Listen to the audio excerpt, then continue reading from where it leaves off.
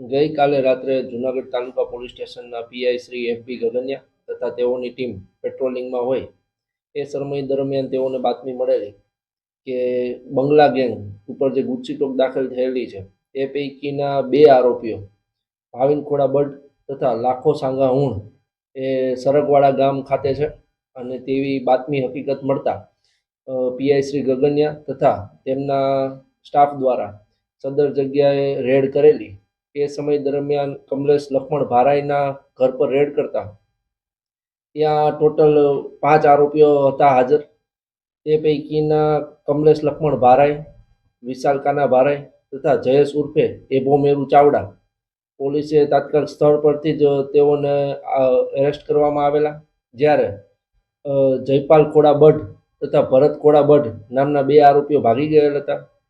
આ જગ્યાએ સ્થળ પર તપાસ કરતા કુલ 5 હથિયારો અલગ અલગ મળી આવેલા, જે પૈકીના 2 દેશી તમંચા, 1 દેશી પિસ્ટલ તથા 2 હાથ બનાવટની શોર્ટ ટાઈપની જે બેરલ હથિયાર હોય છે તે મળી આવેલા હતા। આ ઉપરાંત જીવતા કાર્ટિસ નંગ 96 તથા 4 છરીઓ મળી આવેલી હતી।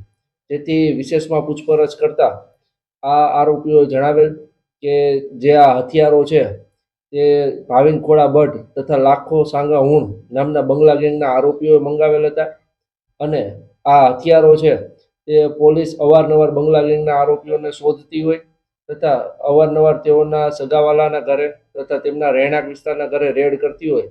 એ સમય દરમિયાન પોતાના સ્વબચાવ માટે અને પોલીસની પકડથી દૂર જવા માટે એવી કંઈ જરૂર પડે તો પોલીસ પર ફાયરિંગ કરી શકાય અથવા પોલીસને નુકસાન પહોંચાડી શકાય તે રીતે હુમલો કરવાની પેરવીમાં આ લોકોએ આ હથિયારો મંગાવેલા હતા અને આ તમામ હથિયારો અને 3 આરોપીઓને હાલ પોલીસે એરેસ્ટ કરેલા છે।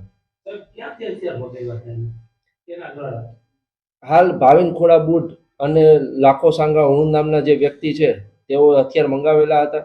આ હથિયાર ક્યાંથી મંગાવેલા, કોની પાસે મંગાવેલા તે તમામ હાલ તપાસ ચાલુ છે અને આરોપીઓના રિમાન્ડની કાર્યવાહી ચાલુ છે।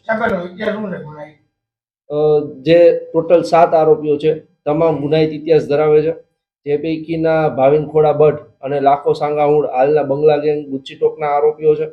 આ ઉપરાંત જે અન્ય 5 આરોપીઓ છે તેઓ પણ ગુનાહિત ઇતિહાસ ધરાવે છે અને તમામ પર 5 થી 7 ગુનાઓ નોંધાયેલા છે। સર, બંગલા ગેંગના કોઈ આરોપી પકડની બહાર આવ્યો? બંગલા ગેંગના કુલ 3 આરોપીઓ પકડવાના બાકી છે। ભાવિન ખોડા બઢ, નિલેશ ખોડા બઢ તથા લાખો સાંગા હુણ આ 3 આરોપી બંગલા ગેંગને પકડવા પર બાકી છે।